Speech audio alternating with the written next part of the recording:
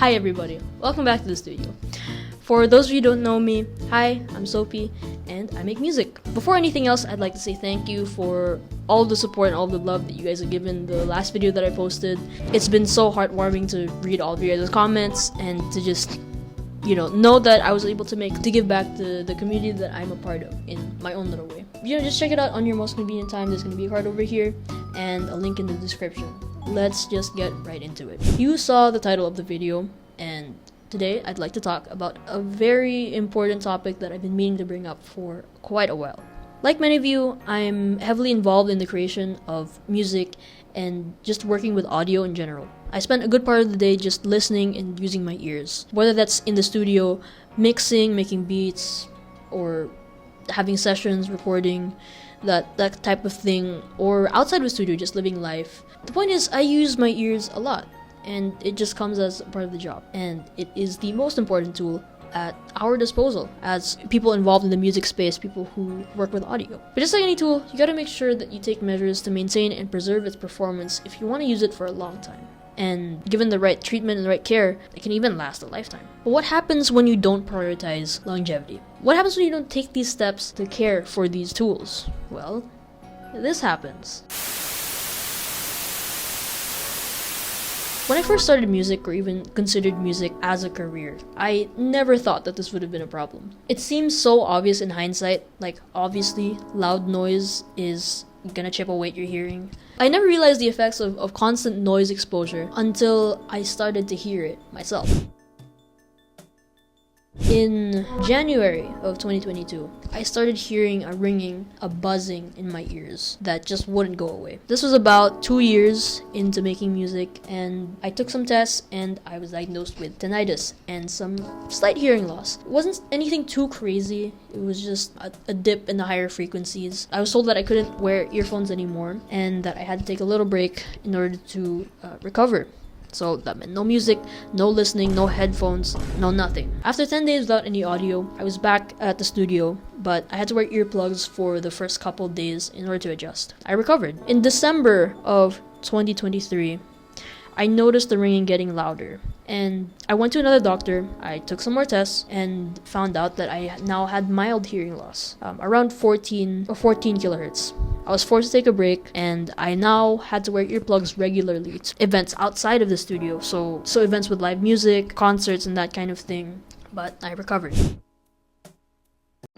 A couple weeks ago, I noticed my ears becoming much more sensitive than they usually were, but I just kept going. I was running sessions, I was mixing, I was creating content and all of that, and I never really took the time to reset my ears. And naturally, my tinnitus got worse. The ringing became unbearable. I could not listen to music. It was hard to even watch videos on my phone without feeling like my ears were gonna explode. And it was about time that I took another hearing test. So I did. And I found out that I took quite a hit this time. If you look at my chart, there's a very noticeable dip between 12.5 kilohertz to 16 kilohertz, the upper frequencies. And both of my ears were affected, but my right ear was a lot worse than my left. I took that test a couple days ago. I found out a couple days ago. Doctor's appointment, all that. Right now, my ears are still kind of sensitive.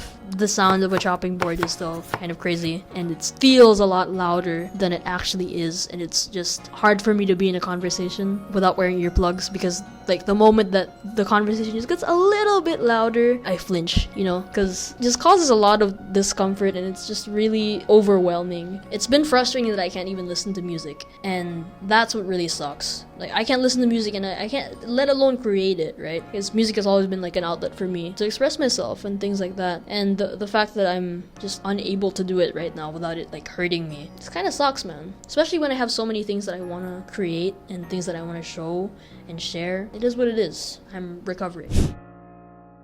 With all that said, where does this bring me? Let's get the elephant out of the room. I'm not quitting music. I never will. No matter what life brings me, where life brings me, music will always be a part of me. No matter what life brings me, where it takes me. My journey is far from over, and I'm not gonna let tinnitus or hearing loss or anything like that stop me from pursuing a career doing the thing that I really love. But I also have to acknowledge that if I want to do this for a long time, I have to take better care of myself. And that also means being okay with taking breaks. And because all three cases that I just talked to you about, these were all a direct result of a period of time where I did not take breaks. These were direct result of my refusal to slow down and actually take a minute to catch my breath, that kind of thing. My body was literally using the ringing in my ears, making it louder, to try and tell me to stop. And I took that as a sign, and I was like, I wonder why it's getting louder. I wonder why the ringing is getting louder. And then meanwhile, I'm putting on my earplugs. I'm turning up the volume to compensate for that. I'm trying to remember the last time I went outside and saw the real world, that kind of thing. The point of all this is to bring awareness to this topic. Rarely is a topic of working in music having a very real risk of hearing loss actually talked about. Protecting hearing as an artist is incredibly important because our ears are literally our lifeline. I used to think that I was being a wuss for wearing earplugs and being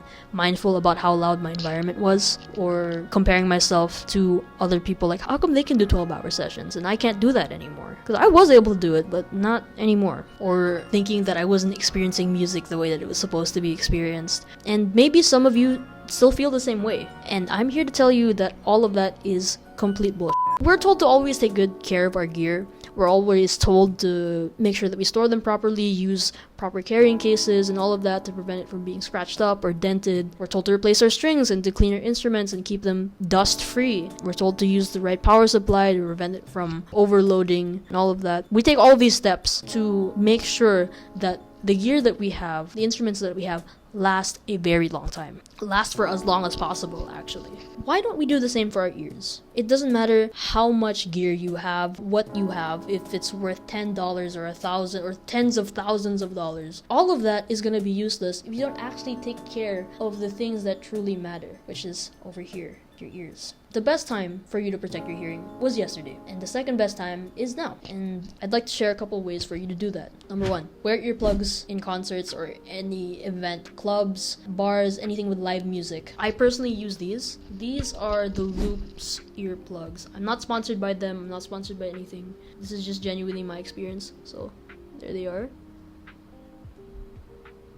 So you put them on like this, and they actually look really cool. There you go. Pretty cool. They're not obtrusive or anything like that. They don't pop out, and from the side you won't see them. They don't stick out and stuff like that. Anyways, so these are what I personally use. These are the Loops earplugs, and I personally use these when I'm at the studio and I'm monitoring or recording guitar or anything like that, or I'm making beats or producing. Basically, whenever I don't need to make critical decisions with my ears, I use these, and I just take them off when I mix or stuff like that, or I really need to pay attention to the detail of the sound. Yo, what am I doing? I should be freaking protecting my hearing here. These help my ears get tired less, especially when I'm working with vocals, because it's a lot in the mid to high frequencies. It really messes up my ears if I'm not careful with it. It's filtered so it doesn't completely block out sound. It just makes things less loud, but in general, the detail and the clarity of the sound is preserved, which I think is really cool. And it also just looks really cool on you. It comes in different colors and stuff like that. This is what I personally use the Loops experience, because it doesn't take away from the experience of the music. If you're a singer or a live performer, if you haven't already, please consider getting IEMs. Those are in-ear monitors, and not only do they provide protection for your ears by being inside them, right? Not only do they provide noise reduction, but they go directly into your ears, so you don't need to turn up the volume as much because it's going directly in there. If you're using monitors to listen to music or mix or make beats, don't put your monitors on super loud. And in fact, lower volumes tend to be better because it lessens ear fatigue. Make sure it's put at a reasonable volume. Make sure you take breaks and check how loud things actually are. When I mix, I use the Pomodoro method.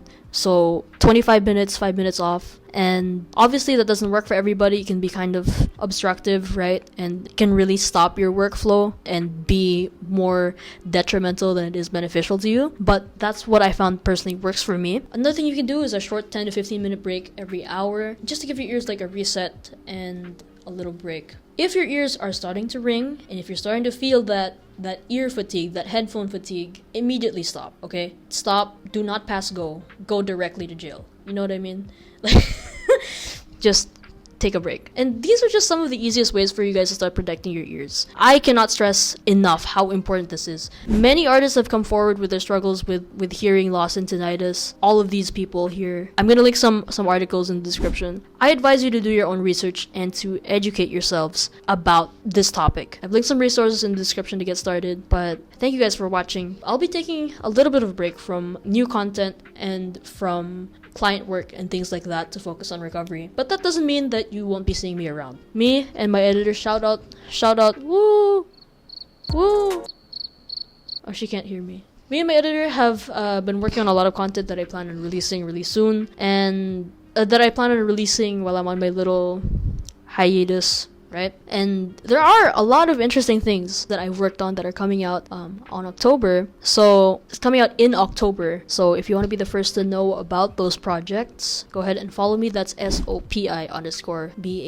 That's Soapy Beats on Instagram. That's where I'm most active. Anyways, shoot me a message, say hi. I read everything that you guys send and I try to respond to everything. When I posted about my results and my hearing test results and stuff like that, there's just an overwhelming response and love that so many people showed, and I thank you all for that, for your kind messages. And I even had a conversation with one of you guys about the Loops earplugs and how hearing has affected things, and it's just a very good conversation to have. If you guys have any experiences with hearing loss, with tinnitus, please let me know, either in the comments or feel free to DM me. I'm always very interested and eager to look at different perspectives and to just talk more with you guys. And the whole point of this is to start a conversation. So that's it for now, and I'll see you guys soon with some new stuff. But for now, don't miss me too much. Question mark. I'll be back soon. See you guys.